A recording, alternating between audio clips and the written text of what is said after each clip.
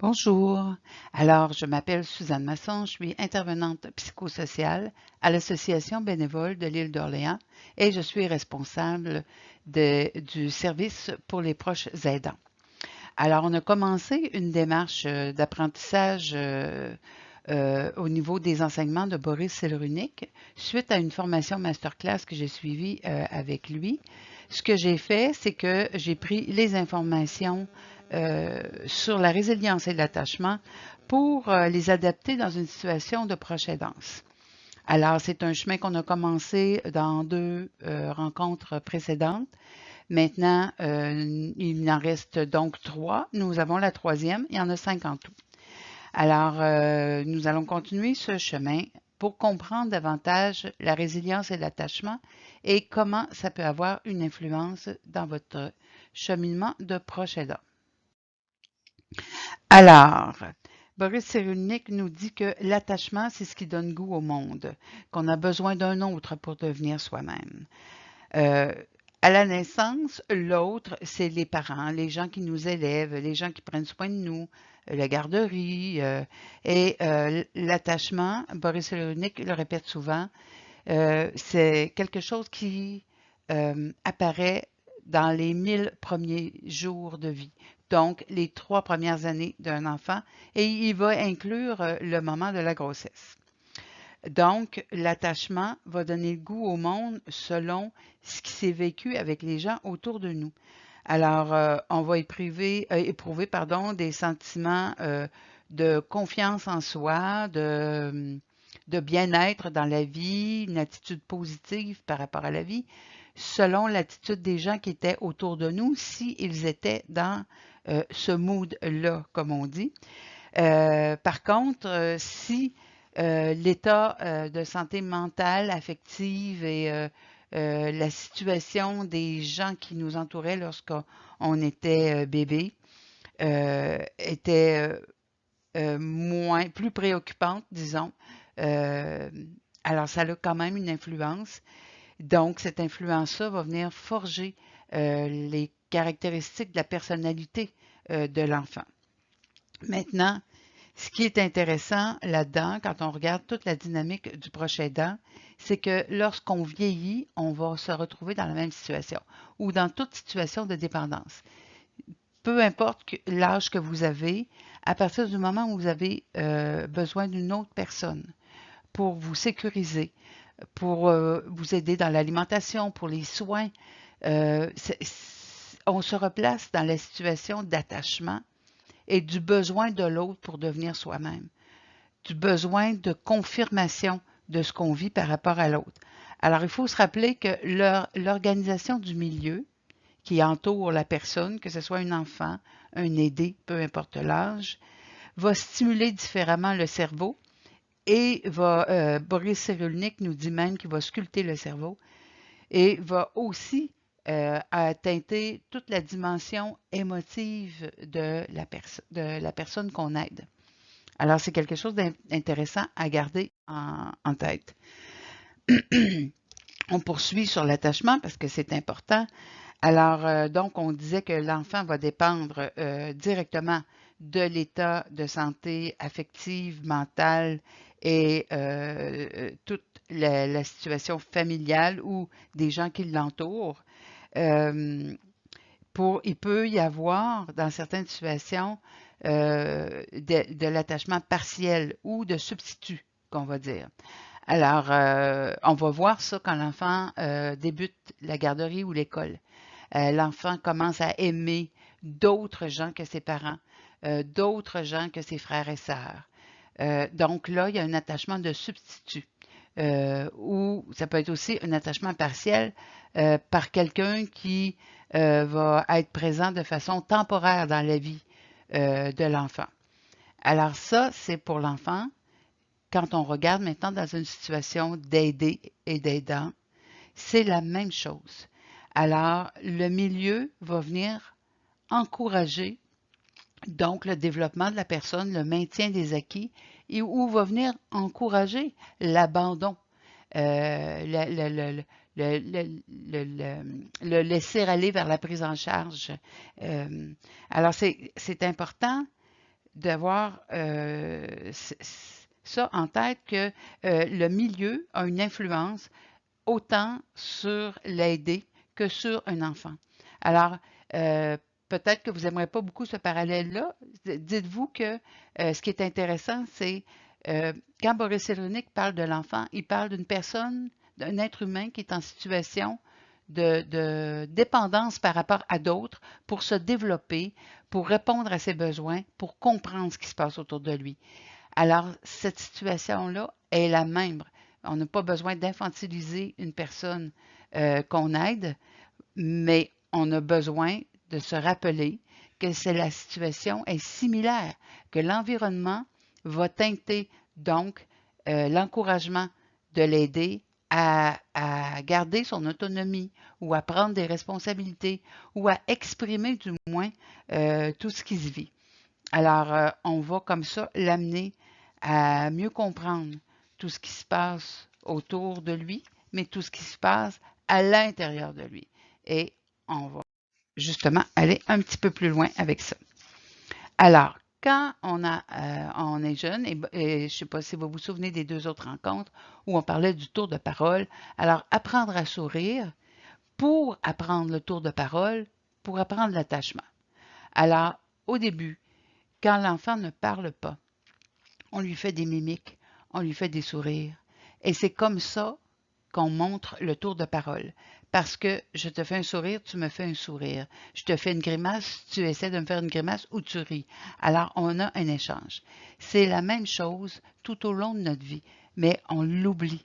Alors, quand c'est important de se le rappeler quand on est un aidant, de se rappeler que si je souris, j'invite l'autre à me sourire.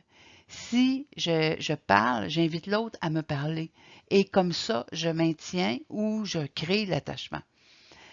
Surtout quand la personne aidée va avoir à changer de milieu, va avoir à quitter son domicile pour aller vivre en centre d'hébergement ou aller vivre avec d'autres personnes, même si c'est ses enfants, il faut revenir là-dedans pour réapprendre dans un autre contexte comment on sourit, comment on parle, comment on s'attache. Ça peut avoir l'air tiré par les cheveux, tout ça, quand on pense à des adultes, mais non, il faut aider. Je vous rappelle qu'on est dans la résilience.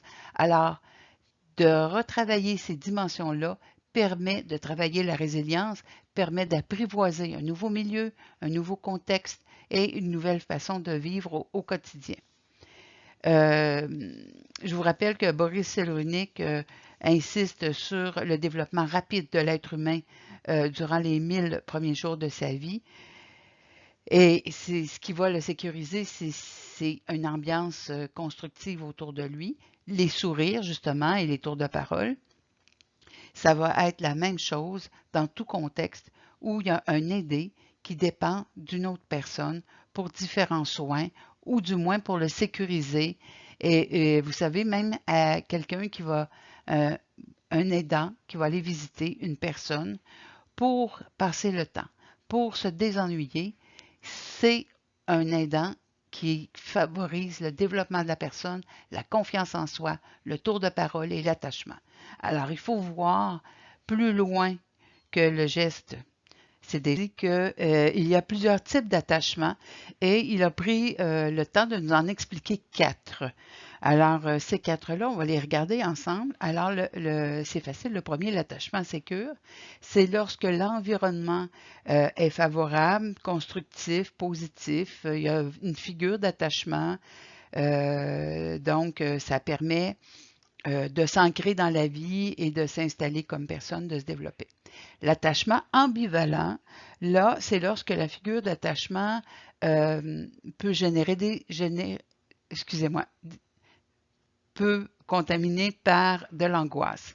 Alors, à ce moment-là, c'est lorsque il y a des instabilités. Vous savez, ça peut arriver, admettons, quand un aidant ou un parent devient fatigué. Quand on est chez les autres enfants, pensez qu'il y a des nuits à un moment donné qui commencent à manquer aux parents, donc il peut y avoir perte de patience ou désorganisation. La même chose du côté de l'aidant où à un moment donné l'épuisement prend plus de place. Donc, la qualité de présence est différente. Là, on va voir des situations où d'ambivalence où est-ce qu'aujourd'hui, je peux lui faire confiance? Est-ce qu'aujourd'hui, cette personne-là m'aime? Est-ce qu'aujourd'hui, je peux me sentir en sécurité avec cette personne-là? Alors, on est là dans l'ambivalence. Le troisième qui nous présente l'attachement évitant. Alors, dans l'attachement évitant, là, c'est plus particulier parce que là, ça veut dire que l'aidant ou le parent ne sécurise plus. Alors, on va tenter d'éviter la présence de cette personne-là. Quand on est dans une situation d'aidant-aidé, l'aidé va se contenter des soins de base pour sa survie, que cette personne-là l'aide à se coucher, à se laver, à manger, mais pour tout le reste, il va éviter le plus possible la personne, va éviter l'aidant, va éviter que quelqu'un vienne se mêler de ces choses, de peur de perdre, c'est un instinct de survie, là, de peur de perdre le minimum qui lui reste. La même chose qu'on va voir chez l'enfant, va se contenter d'avoir un toit, d'avoir peut-être à manger, mais va surtout s'arranger pour ne pas être trop en présence de la figure d'attachement parental ou de la personne qui prend soin si cet attachement-là est évitant. C'est vraiment qu'il y a de l'insécurité qui est installée et qu'il y a vraiment euh, une ambiance toxique, on pourrait dire. Vous savez, ces situations-là, c'est pas toujours parce que les gens sont malveillants. Je parlais d'épuisement tout à l'heure, autant chez l'aidant que chez le parent pour le jeune enfant. Il peut arriver des moments où on est dépassé par tout ce qu'on vit et on va être porté à utiliser peut-être des médicaments, une certaine drogue en pensant trouver un certain calme ou prendre un peu de boisson et à un moment donné, ça devient un comportement déviant. Alors, c'est ce qui va faire que en pensant euh, pouvoir survivre nous-mêmes en étant un aidant, finalement, on installe tout le monde en mode survie et il n'y a personne de bien. Alors, vous voyez, c'est important d'aller chercher de l'aide. Dans l'attachement confus, là, vraiment, c'est très particulier parce que c'est un attachement qui est désorganisé. Alors, on va voir apparaître autant chez le jeune enfant que chez l'adulte dans une situation où il y a aidé-aidant. On va voir de l'automutilation, vraiment des comportements autodestructeurs, de l'agressivité, des refus de soins ou de traitement, des sauts d'humeur. Là, on peut se dire que si ce type d'attachement-là est présent, la personne se sent obligée de faire affaire avec qui est devant elle, l'aider ou la personne qui a le comportement confus, n'a pas le choix de faire affaire avec la personne qui est devant elle, mais ne voudrait pas avoir affaire. Donc, tout se désorganise autour d'elle. Alors, heureusement, ce que Cyrulnik nous rappelle, c'est que l'attachement, c'est un système évolutif.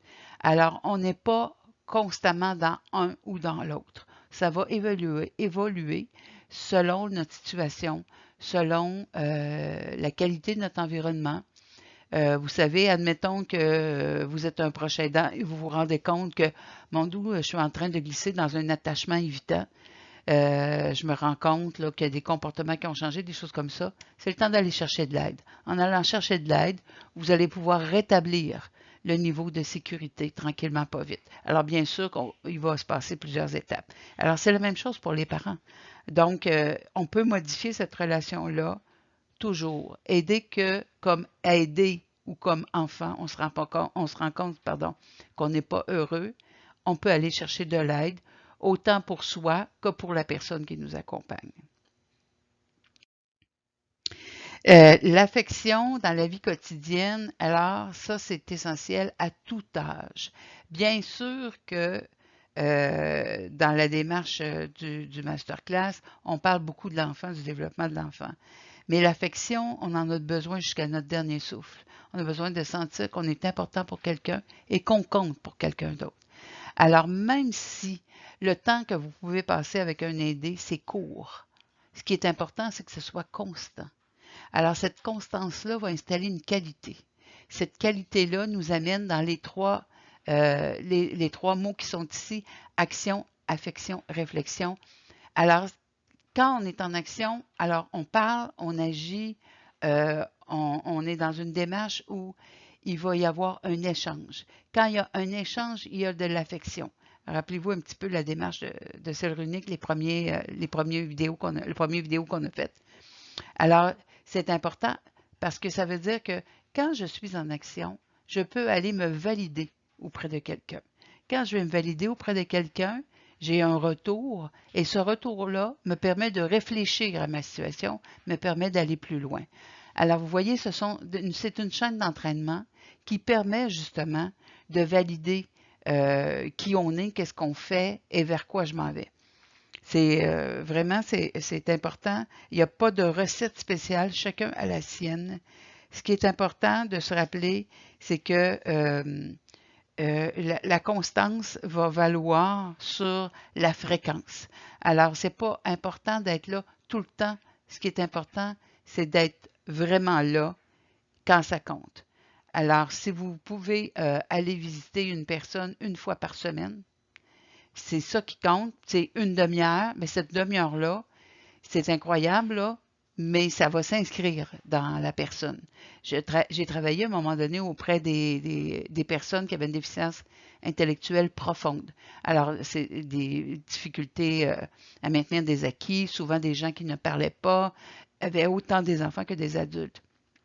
Et un des jeunes adultes avait entre 20 et 24 ans. Sa mère venait le voir tous les vendredis après le souper. Elle lui donnait un dessert ou une collation, le câlinait. Ça durait 15 à 20 minutes, mais tous les vendredis soirs. Une semaine, elle nous avise qu'elle ne pourra pas être là, qu'elle a de la visite à la maison, puis qu'elle reçoit des gens de l'extérieur, puis qu'elle ne pourra pas être là. Alors, les intervenants, le sachant, on prépare le jeune homme pour la nuit et tout ça, sauf qu'il devient agité, il émet des sons qu'on n'a pas l'habitude d'entendre, il va avoir des gémissements, il ne veut pas qu'on le couche, il résiste. Alors, il y a quelqu'un qui réagit en disant, ben oui, mais là, sa mère n'est pas venue aujourd'hui, qui nous dit ça à part. Puis on se dit, ouais, ouais, mais elle ne pouvait pas venir.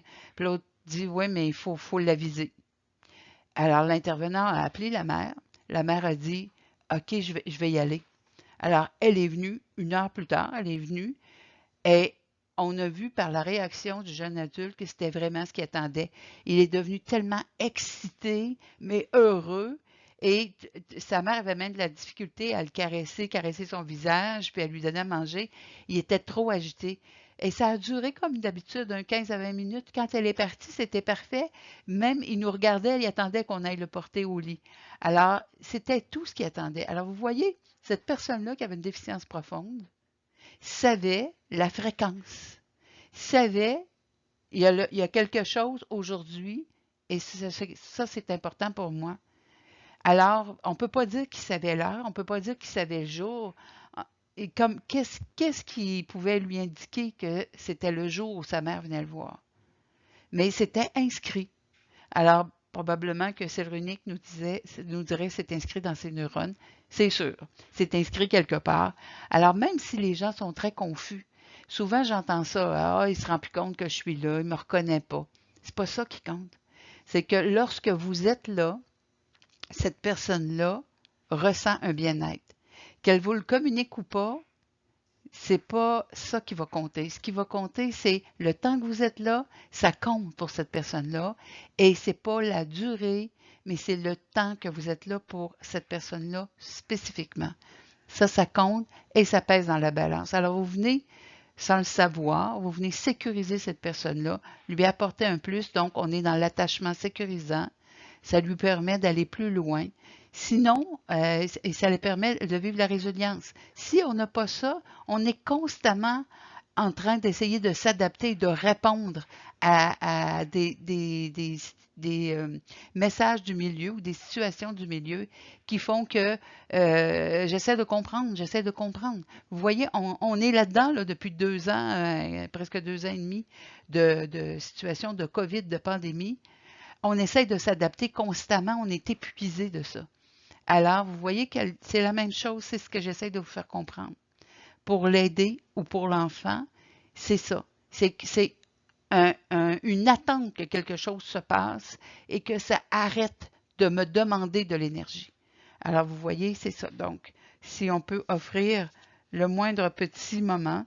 Et vous savez, dès qu'on peut reprendre, si vraiment il y a eu une coupure, dès qu'on peut reprendre et entraîner la personne à recréer un lien avec une nouvelle personne, avec une stabilité, on va pouvoir petit à petit recréer l'attachement, recréer l'affection et avoir cette chaîne de action, affection, réflexion. Alors, c'est un besoin humain. Arrêter de ressasser son passé, ça c'est important quand Boris Cyrulnik nous en parle. Alors, sa définition du syndrome post-traumatique, on revoit tout le temps les images d'horreur, on se pose tout le temps les mêmes questions, on souffre d'un passé qui ne passe pas. Donc, on vit dans ce passé-là, on vit avec ce passé-là et tout notre émotif est imprégné de ça. Alors, il faut arrêter ça parce que ça ne nous permet pas de vivre le moment présent et n'étant pas dans le moment présent, on ne peut rien construire. Alors, il y a des façons de travailler ça. Quand la mémoire a été traumatisée, rappelez-vous, la première rencontre, je vous parlais de traumatisme. Qu'est-ce que ça fait? Ça fige. Ça fige les émotions, ça fige l'affectif, ça fige le cerveau. On est comme assommé par ce qui se passe. C'est ça un traumatisme. On devient prisonnier donc de cet événement-là. Et si on s'y accroche, on devient prisonnier du passé. Alors, il faut travailler avec la parole. Et on avait vu dans la parole et l'action graduellement amener la personne à expliquer qu'est-ce qu'elle a vécu, c'est quoi sa vision de ce traumatisme-là, c'est quoi son chemin comme personne, le parcours, c'est quoi le avant, c'est quoi le pendant, c'est quoi le après, comment elle a vu ça, qu'est-ce qui s'est passé, qu'est-ce qu'elle a fait, qu'est-ce qu'elle n'a pas fait qu'elle aurait voulu faire, qu'est-ce qu'elle n'a pas fait parce qu'elle savait qu'il ne fallait pas le faire. Alors, vous voyez, tout ça, ça va aider la personne à aller vers la résilience et passer à une autre étape. Faites juste, on a vu ça souvent, pensez aux incidents du World Trade Center. On a été longtemps à voir, on nous montrait, les médias nous montraient les tours avec les avions qui foncent dedans. À un moment donné, on nous montrait les tours qui s'effondrent. Ensuite, on nous montrait le trou qui a été causé par la démolition des tours. Ensuite, on nous a montré la reconstruction. Et qu'est-ce que c'est maintenant? Et maintenant, quand il y a une commémoration, on nous montre l'endroit de commémoration. On ne remonte plus constamment les images des avions, des tours qui s'effondrent, de la construction, déconstruction, construction. Il faut arrêter ça. Il faut à un moment donné regarder plus loin. Mais pour le faire, il faut s'aider ou aider les gens qui nous entourent en amenant la parole et en permettant de mettre des mots sur les images qui se sont construites dans la mémoire et en permettant de donner un sens à ce qui a été vécu. Comment cette personne-là le voit, la personne qui est à côté ou qui était dans le village voisin ne l'a pas vu ou vécu de la même façon. Alors c'est important, on met des mots sur l'image, ça va nous permettre de reconstruire ce souvenir-là tranquillement et on va y arriver. C'est ça la résilience. Donc, apprendre à parler pour maîtriser les émotions. Alors, on ne fait pas que mettre des mots sur les émotions, on apprend à les maîtriser aussi. Alors, vous voyez, c'est pour ça que l'être humain sait parler et il a cette intelligence-là. Quand on est capable de maîtriser nos émotions, c'est qu'on est capable de parler. On est capable de transposer ce qu'on vit émotivement pour le rationaliser. Alors, on est capable de dire d'abord, je me sens pas bien, il y a quelque chose qui m'inquiète.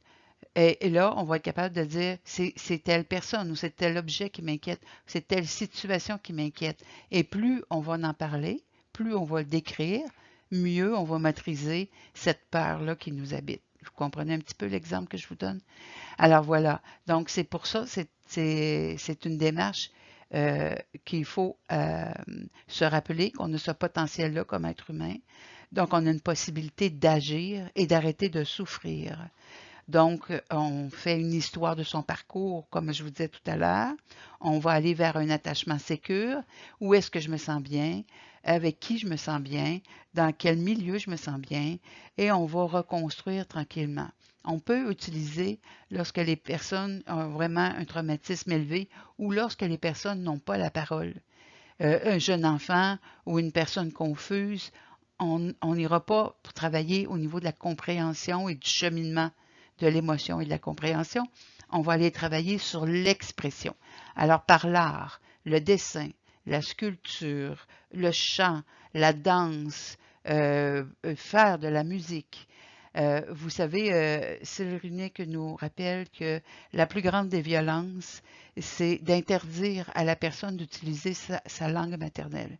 C'est pourtant ce qui a été fait auprès de plusieurs communautés autochtones, malheureusement, de les obliger à changer de nom, à changer de langage et abandonner complètement et abandonner tout un cheminement culturel. C'est le pire des traumatismes qu'on peut causer à une personne. Parce que ce qui est le plus sécurisant, pensez juste, vous allez dans un pays inconnu qui parle une autre langue que la vôtre et tout à coup, après quelques jours, vous reconnaissez la langue que vous parlez. Vous allez chercher cette personne-là des yeux et vous allez automatiquement créer un lien avec cette personne-là. Même si c'est juste pour dire d'où venez-vous. On parle français tous les deux. Ça me fait du bien d'entendre parler français. J'avais l'impression que je croiserais personne qui parle français ici. Juste ça, vous voyez, on crée un lien. Alors, c'est important d'utiliser tout le côté culturel et artistique.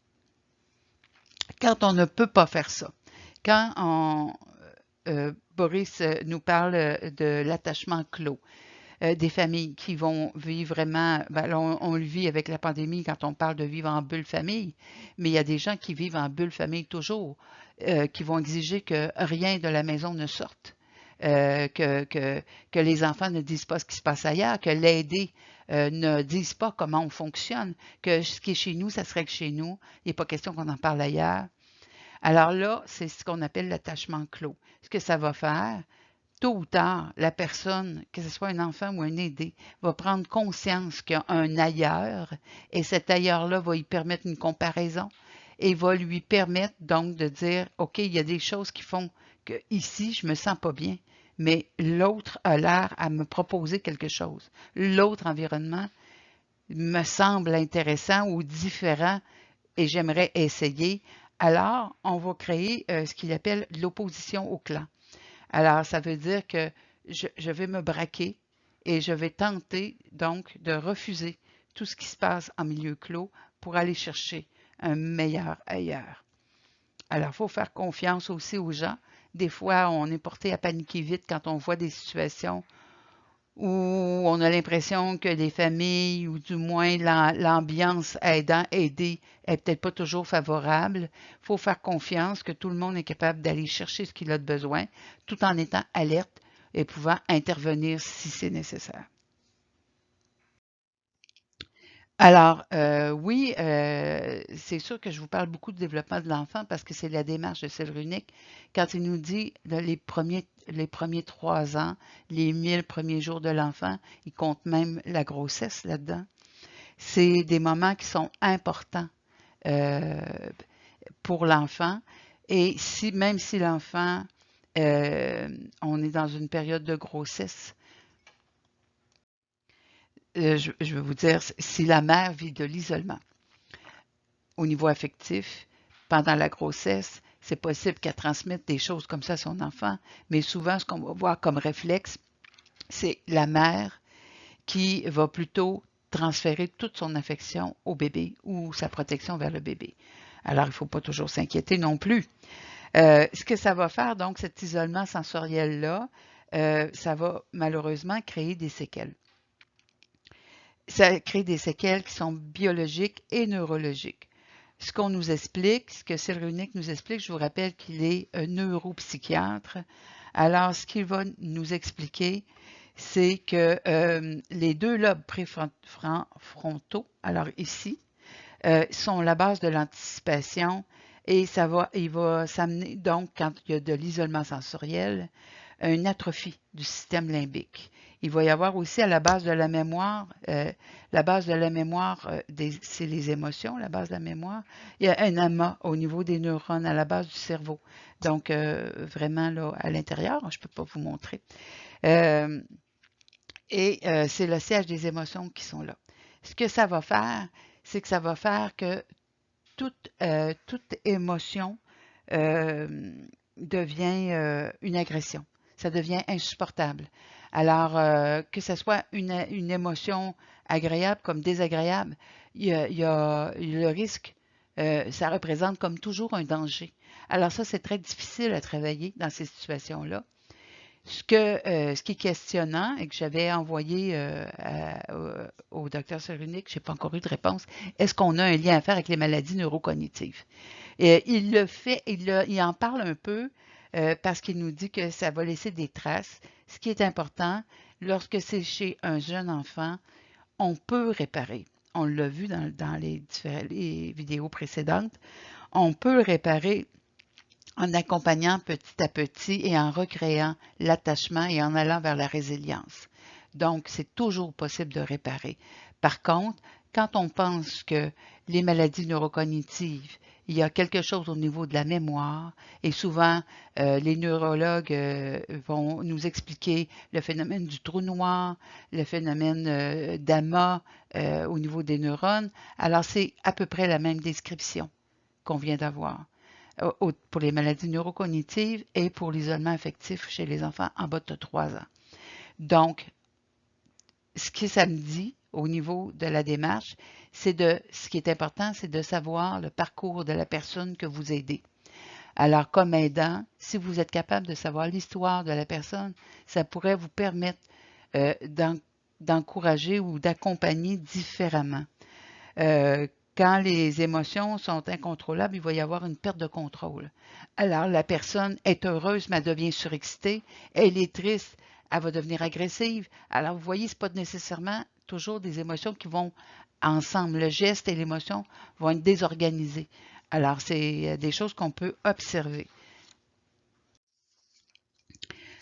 Le geste d'attachement, et on va terminer avec cette dernière diapositive.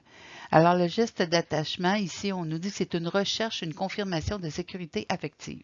Alors, en effet, dans le geste d'attachement, on cherche à être en contact avec l'autre. On cherche à se sécuriser. On cherche à se faire confirmer que tout va bien et qu'on est en sécurité. Il faut faire attention de ne pas confondre avec la séduction et le désir sexuel. Malheureusement, qu'on va entendre, vous savez, là, on est dans l'ère des familles recomposées et décomposées et recomposées. Et on entend parfois des adultes dire elle joue la petite fille ou le petit garçon joue le séducteur ou la séductrice. Non. Un enfant ne connaît pas ça tant qu'il n'a pas franchi le début du monde adulte, tant qu'il n'a pas traversé la puberté.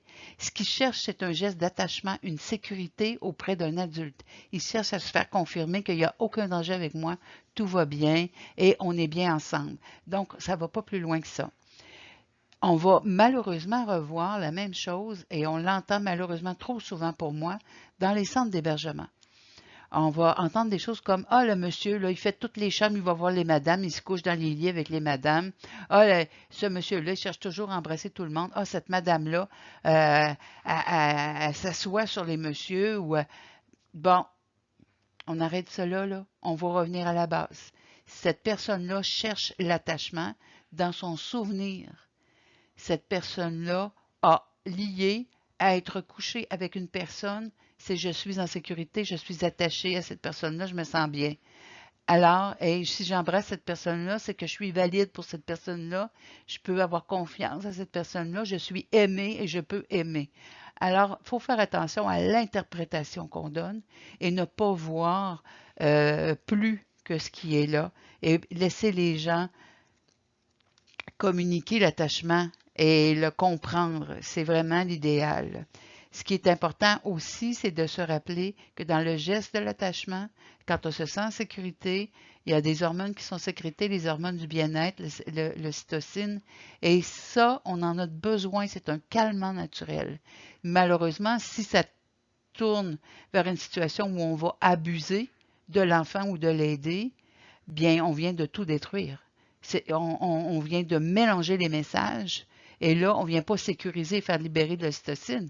On va, au contraire, installer un stress. Ce n'est pas ce qu'on veut. Le geste de l'attachement, ce n'est pas un désir de relation sexuelle. Alors, c'est un désir de relation avec la personne, mais dans le sens de être avec. J'espère que je me fais bien comprendre. On nous signale aussi, quand on était dans ce chapitre-là, Cyrulnik nous rappelait que la violence verbale, ça abîme le cerveau.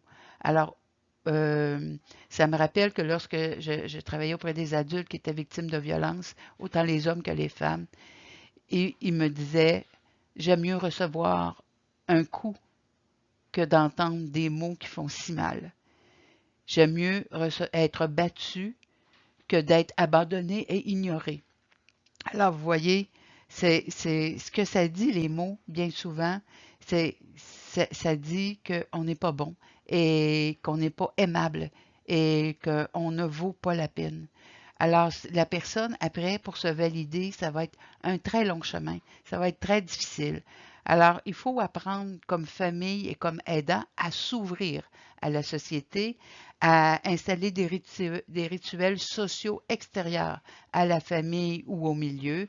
Donc, pour les enfants, quand on est chez tante et oncle un tel, on peut saluer de telle façon, on peut dire qu'on est content de les voir de telle façon. On installe donc des barèmes. Et c'est la même chose chez les adultes. Quand il y a des situations de confusion. Oui, j'aime beaucoup telle personne, tu aimes beaucoup telle personne qui prend soin de toi, tu n'es pas obligé de lui donner de l'argent, on voit ça souvent chez les personnes âgées, tu n'es pas obligé de lui donner de l'argent, tu n'es pas obligé de lui dire que tu l'aimes et que c'est ta meilleure. Vous voyez, il faut vraiment installer toutes des démarches et plus il y a de gens autour de l'enfant et de la personne qu'on aide, plus on facilite les attachements, comme on parlait tout à l'heure, des attachements partiels ou de substitution, ce qui libère l'aidant un peu et qui lui permet d'avoir du temps pour lui et de l'énergie pour lui. Alors, on va terminer avec ce bout-là, donc qui était un petit rappel à l'ordre pour les aidants pour vous dire qu'il faut prendre soin de vous. Alors, je vous rappelle que l'Association bénévole de l'île d'Orléans offre différents services. Peut-être les connaissez-vous déjà, du répit, de la popote roulante, du transport pour les situations importantes. Et mon travail est auprès des proches aidants. Donc, pour le service pour les proches aidants, vous avez mes coordonnées à l'écran. Vous pouvez donc me rejoindre si vous avez des questions ou besoin de quoi que ce soit et vous pouvez communiquer avec l'association bénévole. Je vous rappelle que mon travail est possible grâce au financement de l'appui et qu'il y a un service qui s'appelle Info Aidant où vous pouvez appeler 7 jours sur 7 de 8 heures le matin à 20 heures au Québec, bien sûr. Alors voilà, c'est ce qui termine cette rencontre pour nous. Alors, à bientôt pour notre prochaine rencontre.